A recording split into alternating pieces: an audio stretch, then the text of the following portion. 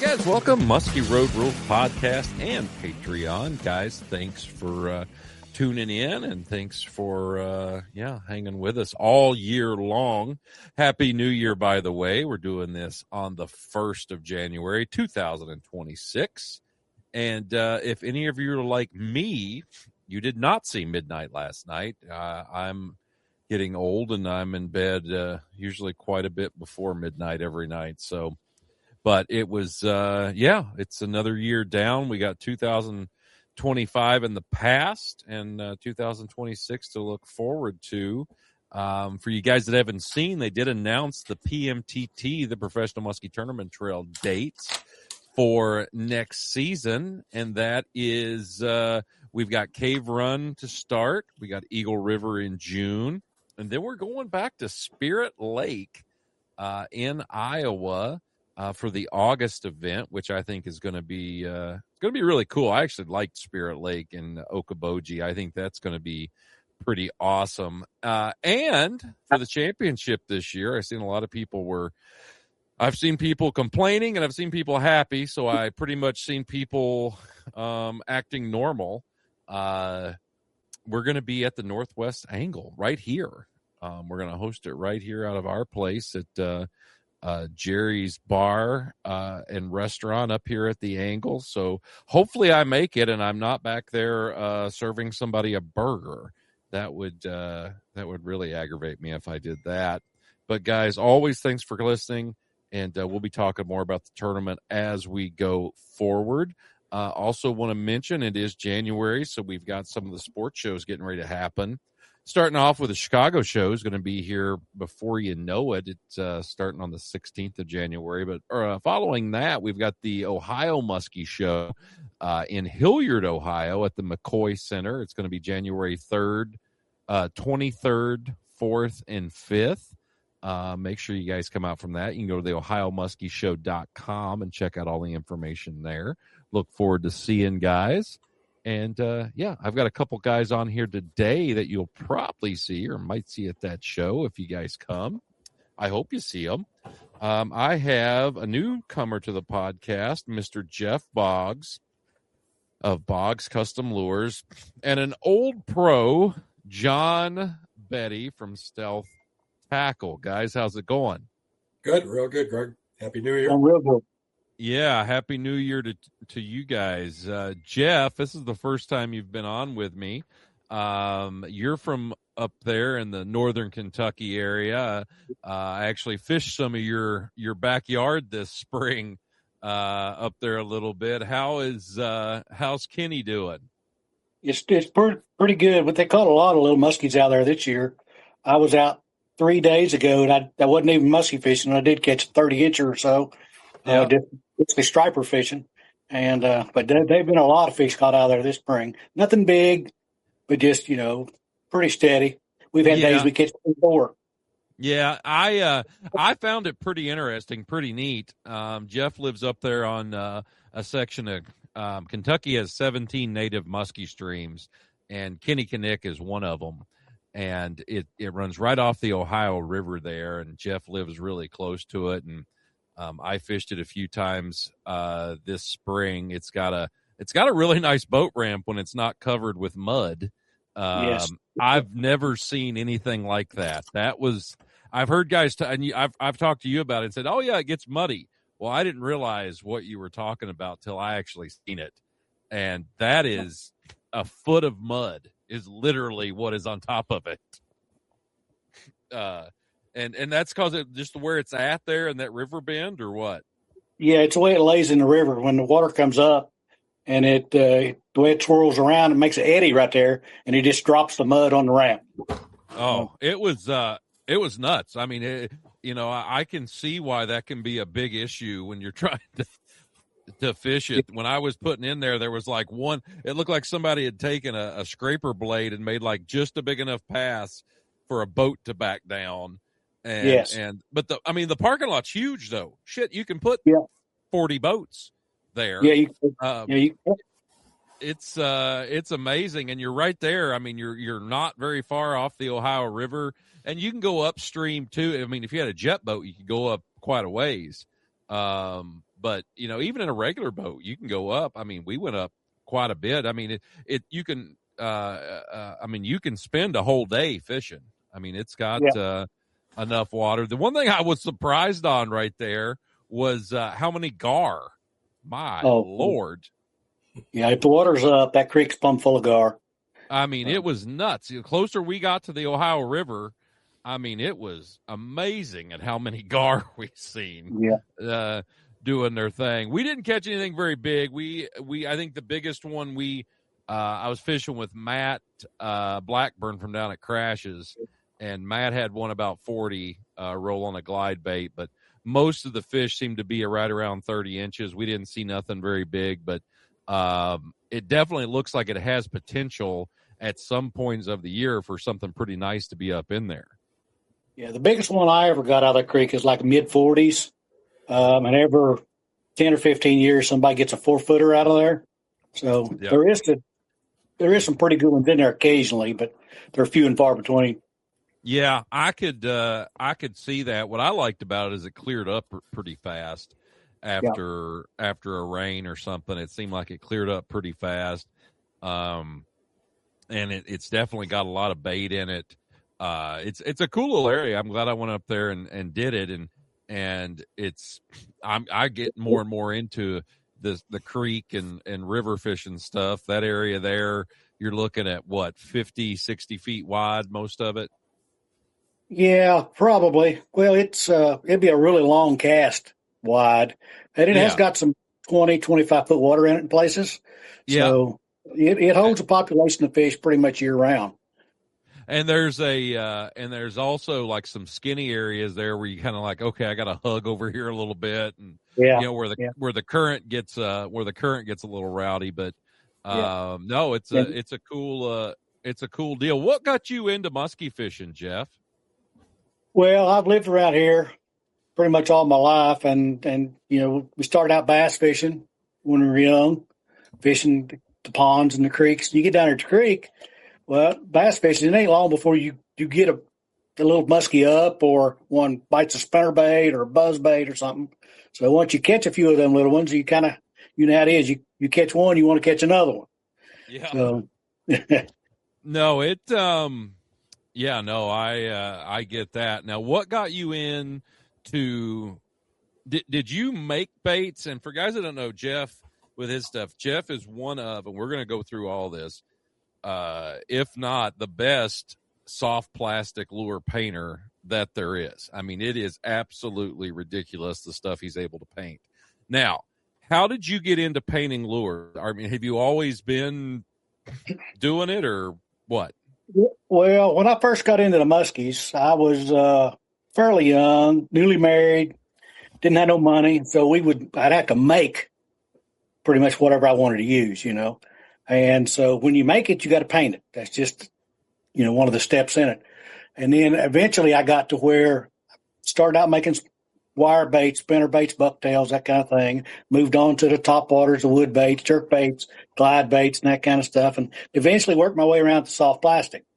Well, at that time, there really was no way getting in, no place that you could get plastic painted. So it took several years for me to figure out the process and the products that you need to do it.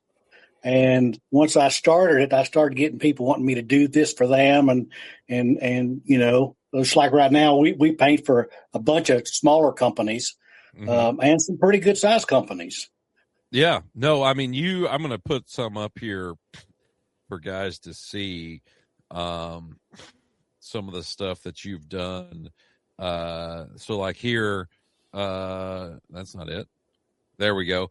Like, here's some of the stuff you've done with like some bulldogs. And just, it's amazing that you can get these basically crankbait paint jobs on soft plastic. Here's some, that's that dark walleye. Is that what you call that one? Yeah. Dirty walleye. We call that one. Okay. And on the side here, there's a perch pattern or bluegill pattern. Yeah, bluegill. It's like a bluegill sunfish kind of pattern there on the one. And then here's some toads from Lake X. Yeah. Are they still making these? I can't answer that. Okay. I have people that send me. A lot of people just send me stuff to paint, As a matter of fact, yesterday UPS showed up, and my wife says UPS is out there, and I get it, and it's a box that got 100 pieces in it. I didn't even know it's coming. Right, but just stuff that somebody has made, and they sent it here for me to paint for them. Oh wow! Well, that's amazing. Some of this stuff, and so can you kind of go through the process of what it means, or how you go about painting some of this? Because it really is just amazing how some of this stuff actually turns out. Well, it's just like painting like a hard bait or anything. The prep is the key. You got to get the thing prepped to accept the paint. I try to use as much of the base colors as possible. Yeah, so like this guy, like these here are black to begin with. You're not painting the black on there. That is correct. Those are black. We started with black, and then you just got to add highlights, and I just do what looks good to me. Well, both of these look good to me, and I'll probably have you make some of these for me. Because especially that chartreuse bellied one right there. Yeah. That's just another version of dirty walleye. Yeah, I tell you, it's funny. And I've been using your now correct me if I'm wrong. The first time I really seen a lot of your stuff was on tubes. Is that something that really got you? I mean, is am I right there, or? Well, I actually started doing the stuff that I made that we poured here. Okay. But we started doing tubes. I get people request me to do tubes for them because Red October didn't really paint anything. Everything theirs is just plastic. Yeah. So I done a lot of that. I used to do a lot of bulldogs, a lot of Medusas, and a lot of chaos stuff. And here's some of the Poseidons that you've Poseidons, done. Right. But for the last couple of years, I've kind of partnered up with Red October, and we do all their custom paint work. All the stuff that you see at the shows all comes through here. Well, that's the thing. I mean, I think that's what caught my eye first was the tubes, because they had always been just a plain, a white tube, a black tube, and the only thing different that they did was you'd have a tube head, and then a tube tentacle. The tentacles might be a different color versus the head, but the actual paint jobs on them was something I noticed, and then that's when I knew, it was definitely you doing it, and it's just some of the stuff is just absolutely amazing. I know that I've had you do stuff for me that that yellow bass pattern that you made me last year for Iowa. When you painted it up, it looked great. But I ended up doing great on Lake of the Woods with it, because it literally looks just like a Lake of the Woods crappie. I mean, it's just a happy accident, but it turned out to be one of my best ones. Cool. And my actually ordered some for you for Christmas and gave them to my neighbors, because they're musky fishermen, and she ended up getting a couple of upper 40s on them in the fall jigging. I gave her. I gotta write that one down to take sure I get those. Yeah, the yellow bass. That one was that's a super cool one for any dark. It looks like a dark water black crappie with the gold in it too. I mean, it's a cool looking bait. Now, Jeff, on yours, go ahead. When you ordered those again, I had to do a scramble back and find some pictures, because I don't even remember what that looked like when we done that the first time. Yeah, I was going to ask you, how do you keep up? Like, how many paint jobs have you done?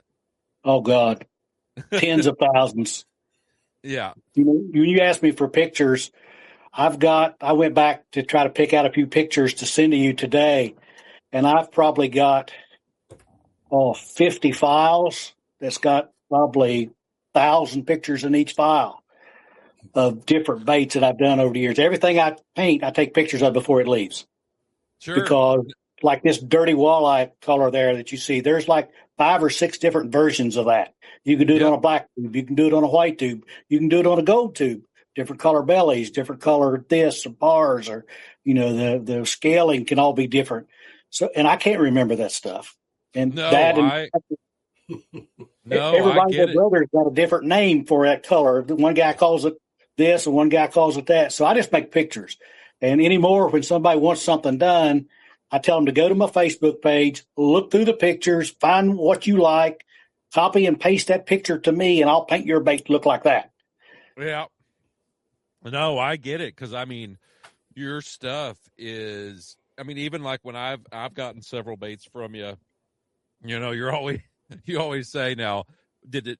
Send me a picture of it, and then I can tell you if I, because I'm sure, like anything, you have a bunch of different perches and walleyes and and all that, and that's it's got to be pretty interesting though to see that. I mean, my biggest fish on Lake of the Woods actually came on a white tube that you had painted. It was a white with it was like a chartreuse shad pattern. It had like a black back, chartreuse underneath, and like a silver scale. And I mean, and your walleye pattern that you do the on the gold, the regular walleye pattern has always been great. And all your we got a couple of 50 inchers on that this year, and it's just it's just amazing. But let's talk about some of the stuff that you make in-house, some of your baits. And I think the first one we'll talk about is this guy here. It's your Mohawk. This looks like a crappie pattern here with some kind of gold hue or something on there. That one there is actually one of this year's show colors, and it is a color shift. It goes from green to gold, and actually, while it looks green in the picture, when you hold it up and let the light shine through it, it's actually purple. Huh. So is this in the plastic or is this paint? Yes. It's both. The color shift is actually molded into the plastic, but it's also got another different color shift over top as part of the clear coat. So it's kind of funky looking the way it, depends. Sometimes it looks green, sometimes it looks gold, sometimes it looks purple. Just depends on how the light hits it. Wow. That's, it's amazing. How are you learning about all this plastic stuff? I mean, are you just playing a lot, or are you able to, I mean, happy There's accident? no information on it. There's no information on that out there online that I can find. So you just experiment. You just see something and try it. So I'll get some of that, try it into plastic, see what it does. Try it into the paint, see what it does. The color shift is crazy. It's actually an automotive color shift. Yeah. But you can mix the base colors that you spray it over. You spray it over white, it looks one way. You spray it over black, it looks another way. You spray it over green, it looks totally different. So there's like thousands of different kind of options that you could do with that. It's almost too much, really. Yeah. Yeah. It's pretty wild. Now, this bait here, this is your Mohawk. How did you come about this guy? Well, it's just I wanted something different. And to be honest with you, I fished with John Bondi several years ago, and he had something that was kind of similar to that, but it wasn't that. And we talked about it while we was fishing. I fished with him a couple of days, and he told me, he said, I can't make nothing like this, too labor intensive. So it took me a little while to get this thing figured out and get it where it works, but it's different than anything else out there for sure. Yeah, I mean, I've thrown them. I've caught some fish on them. They got those little, basically it looks like a little school of fish with all those tails moving. When you jerk it in. What's different about that thing is if you tip each tail a different color, it does have the bait fish look. But if you make the bait the tails all the same color, it kind of looks like one big fish. Mm-hmm. So you can kind of control the image of it a little bit by the way it's painted, the coloring on it. And I tell people it looks like a big tangle, but it very rarely tangles. Yeah. It's surprisingly how it doesn't tangle when you cast it. Yeah. How long are those, Jeff? 14 inches. Okay. Yeah, they're pretty good size. Yeah, I got two versions that we make now: a shallow model that weighs 6.5 ounces, and a deep model that weighs 8.5 ounces. And actually, they've had a lot of guys have been jigging the deep model. Yeah, I know a few guys that have done good jigging them. And you could also put like chaos weights and stuff on them too. Yes, you can. The guy that started jigging it, that had me make the heavier ones, they would make their leader, and they just put like a 3-ounce egg sinker at the bottom of their leader. So they just added the weight to it there. Okay. Yeah. Was that Chris Haley? Yeah, him and David Johnson. David Johnson. Yep. Yeah. They done really good in a PMTT here on K Run a couple of years ago on one of those, or a couple of those. Yes. It was the one that me and Tony won, but they were nipping at our heels. Let me tell you. Yeah, and they told me that they had to fish on to win. They broke one off on a dock cable, and then they had another one to throw the hook. So that I feel terrible for them. Yeah. I feel terrible feeling. But you've been there though.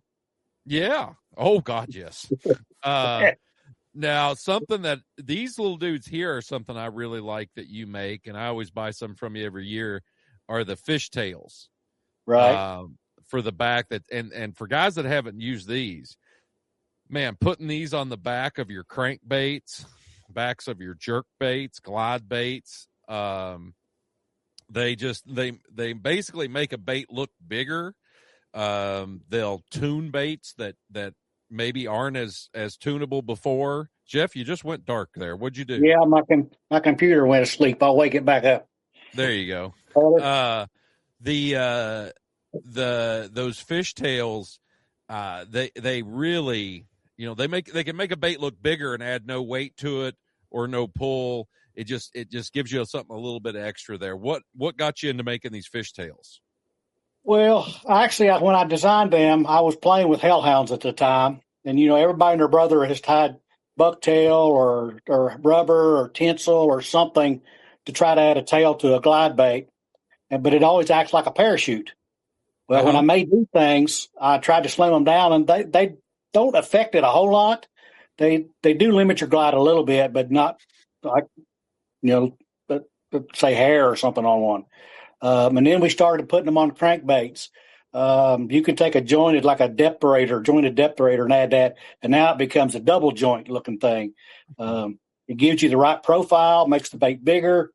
And like you say, it doesn't affect the action or the casting or anything like that. It just, I got some bigger ones too that a lot of guys put on bucktails, which gives you the fish shape on a bucktail.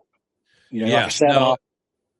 Yeah, you make what, 3 different sizes? 4 sizes: 2-aughts, 3-aughts, 5-aughts, and 7-aughts. Okay. They, I've used these up on on several crankbaits, even up here on Lake of the Woods, and they had fish. They work really nice. John, didn't you use some of these? I did not. I have not used those yet. Oh, okay. I know you're a crankbait guy up here. I'm going to have to grab some though, because I like playing around with, like you said, having something just a little different on a bait just to help trigger fish. Is I constantly play with bucktails or the glide baits and putting stuff on the back of them. So yeah. No, I always like to, especially for a crankbait, you can really add some color and make them look a little bit different with these dudes. I've always thought that was neat, and I know a lot of guys with glide baits, especially in the Ohio area, put these on there and a lot of their glide baits and have done really, really well. The swim baits, Jeff, you've done a lot with swim baits. These little dudes here, are these, how long have you been making these guys? Probably a couple, 3 years. Those are a split belly, 7 1/4-inch split belly swim bait. We use them from everything from bass to stripers to muskies. I've got guys that buy them by the dozens. They make A-rigs out of them for muskies. Those are very, very popular item. We put them on the back of spinner baits. We've used them on the back of blades. Very, very, very versatile little piece.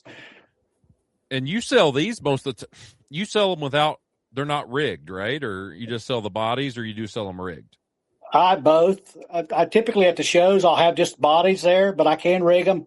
I've got it's a split belly like a bass swim bait. And a lot of guys will use like an under beast hook, like an 8-aught or 10-aught weighted beast hook, and if they're fishing weedless. But I've also got a small wire rig that goes up in them with a 5-aught treble hook that hooks up in that split.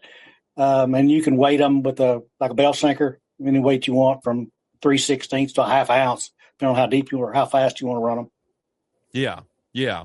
No, that's neat. I like that pattern there, that shad pattern you got on. What do you call that pattern there? It's just a shad. Like I say, I've got 427,000 different shad colors. It's just, it's like they just send me a picture. Well, that's a good one right there. I can tell you that. Yeah, that's a coat color for this year. You won't see that for about 3 more weeks. Yeah, that's a hell of a color. Now, this guy here, this is just a single tail soft plastic. What do you call this dude? That's called the wide tail. Okay. That's a good little creek bait.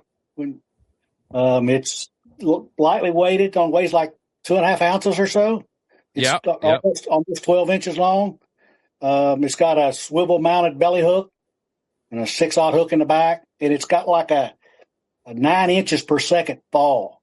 So it sinks really, really slow. When you pull it up, like a pull and pause retrieve, you pull it up and stop it, it kind of hesitates and hovers there for a split second before it slowly starts swimming down.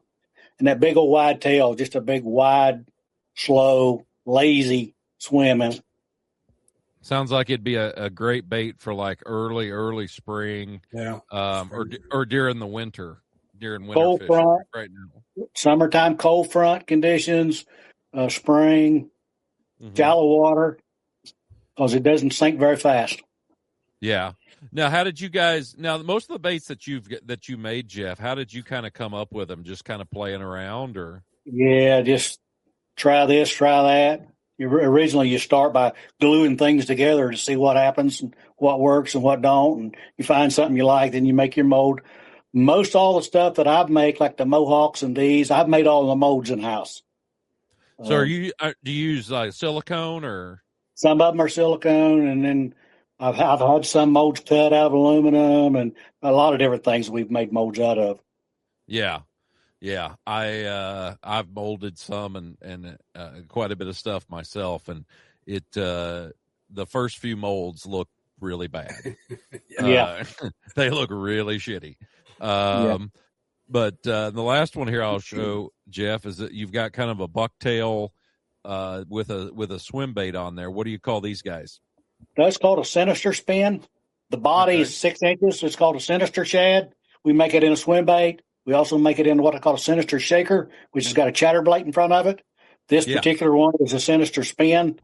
It's got like a number 7 fluted Indiana on it. It's tail weighted. It runs upright. Unlike I've seen these type of baits before, and they all run flat. I wanted one that ran standing up. It throws like a bullet because all the weight's in the back with no hair or nothing on it to slow it down. Runs good. We catch a lot of fish on those. Yeah. Now these guys here, are they jointed? That's not one solid piece of wire that goes through, right? It's connected with a split ring.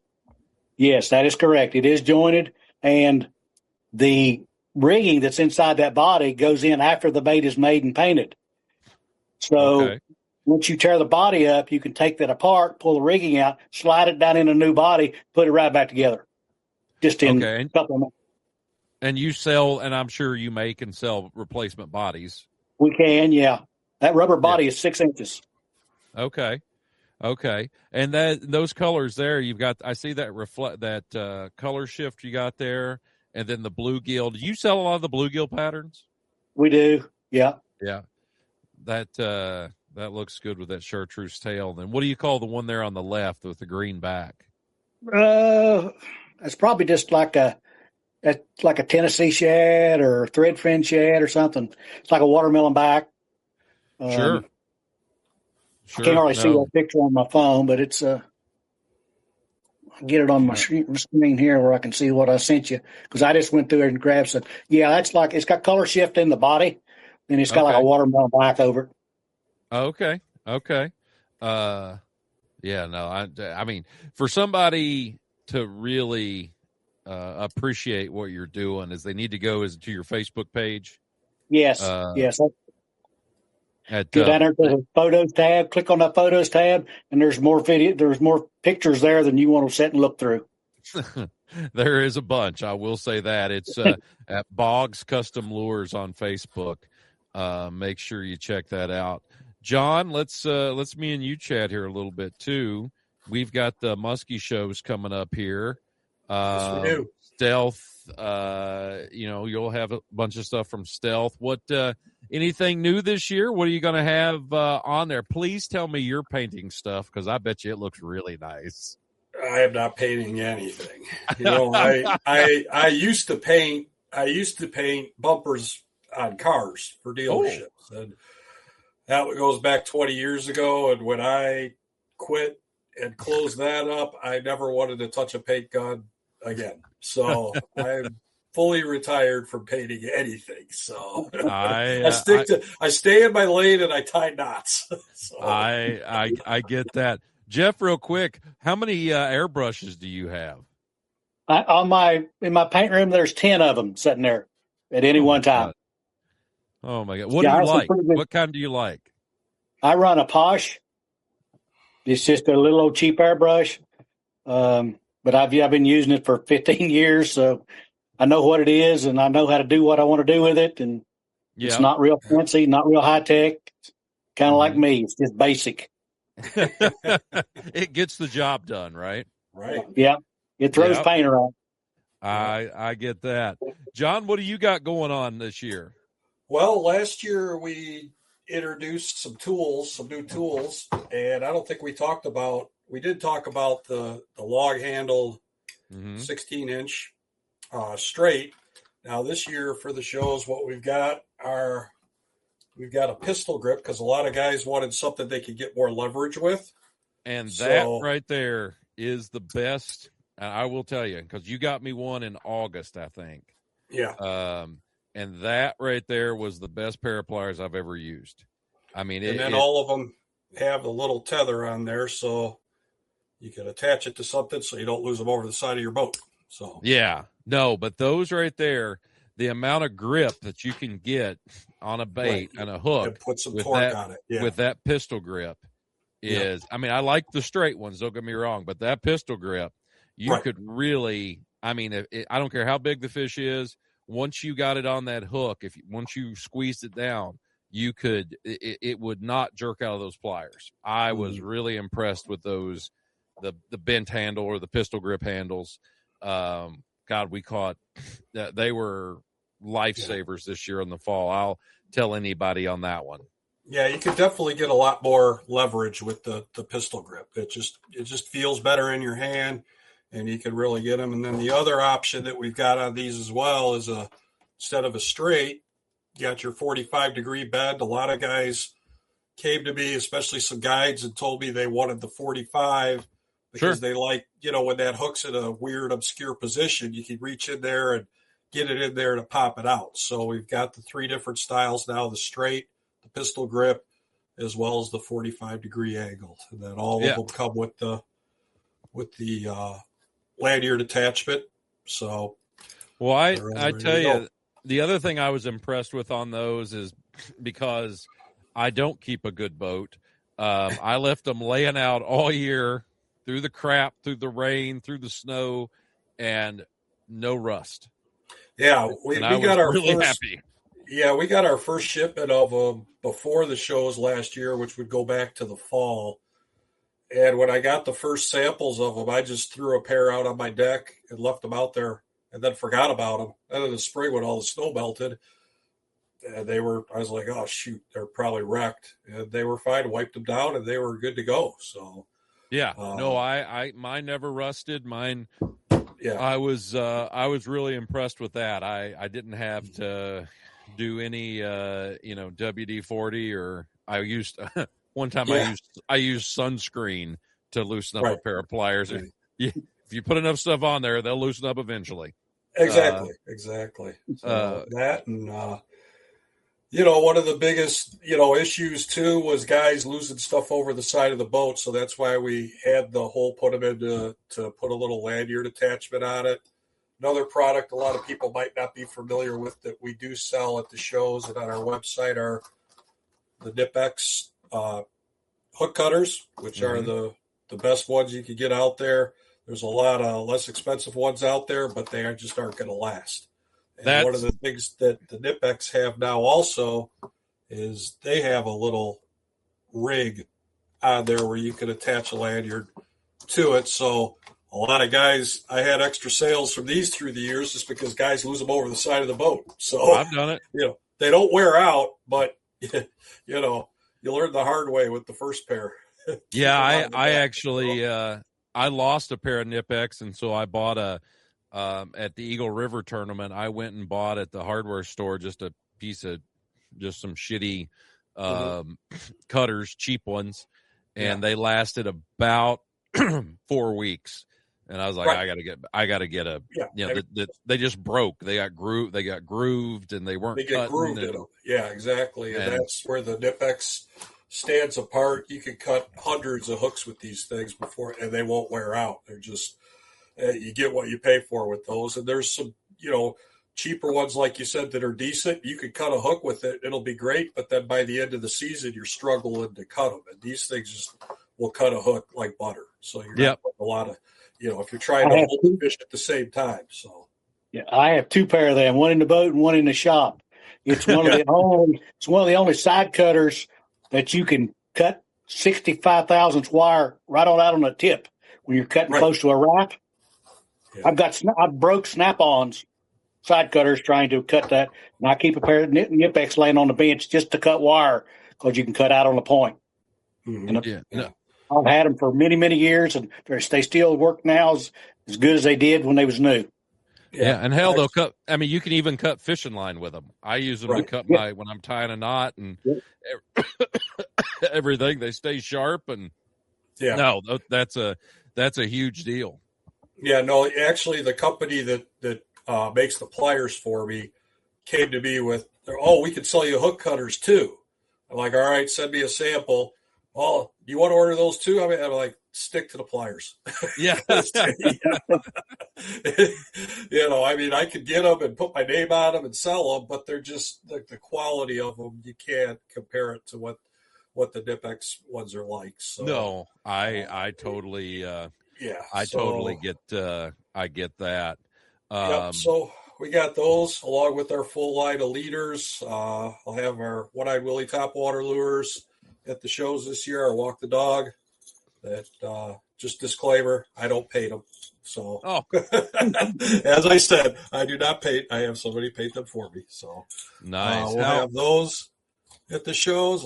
Full line of leaders, our tools, and one thing a lot of people don't realize too. There's a lot of people that just like to make their own leaders and terminal tackles. So we do at the shows. We carry a full line of everything you need to make your own, from the materials in either fluorocarbon or steel. We got snaps, swivels, rigs, tools, everything you need. So if you do like to dabble and make your own, you stop by and check out what we've got as far as supplies for making your own stuff as well. So other than that, High Seas, we're still affiliated with them with the braid. Greg, you've used this before. Yeah, no, it's good plenty stuff. Of the High Seas braid on hand.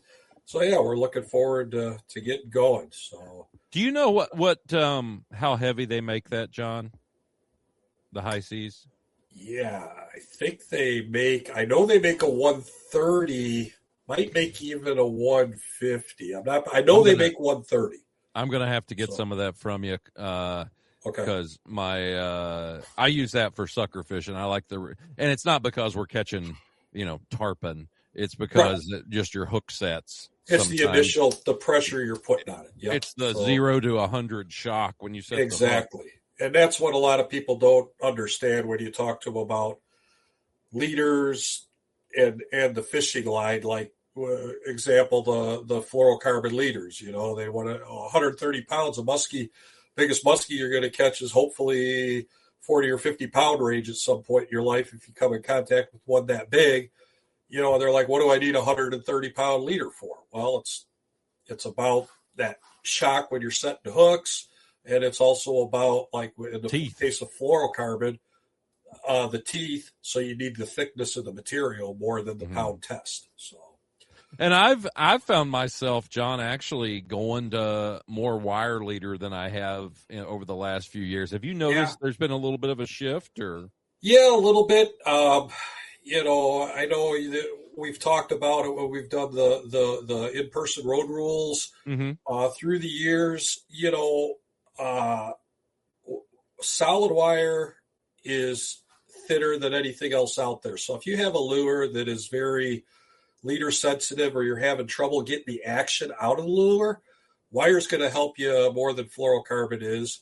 You're giving up the invisibility end of it, but your baits are probably going to run better. And I'm talking about especially early in the season when you're running smaller size lures, things like that. Wire is you're just going to get not only better performance out of your lures, but you're also, anything that transmits sound or vibration, the wire is going to help transmit that as well. So sure. No, I totally get it. That's pretty cool. But well, John and Jeff, are you guys what shows are you doing, John? I am doing Chicago, Ohio. I'll be speaking at Ohio, according to what your your illustrious partner told me.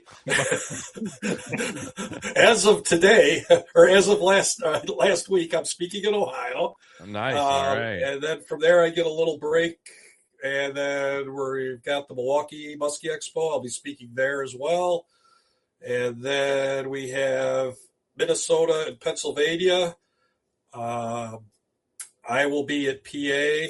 Minnesota is on the same weekend, unfortunately, as PA. So I'll be sending a group to Minnesota that knows the product line pretty much inside and out. So they'll be able to help the guys up in Minnesota.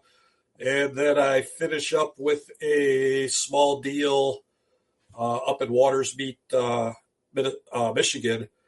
Just a small little one-day deal that they do to help promote the invasive species in the waters up there and awareness of cleaning your boat and so on and so forth.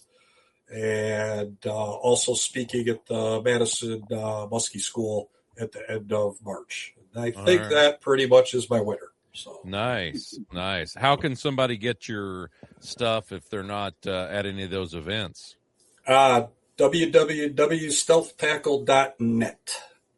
Couldn't afford the .com, so he had to get the .net. Somebody stole it because they thought it was really cool. So I said, well, screw you. I'm not buying your .com. I will get a .net. And that's how it happened. Nice. Nice. But, we'll website, through my social media pages, I usually try to get back to people right away. All my contact info is on the website as well. So if anybody needs to get a hold of me, questions or anything like that.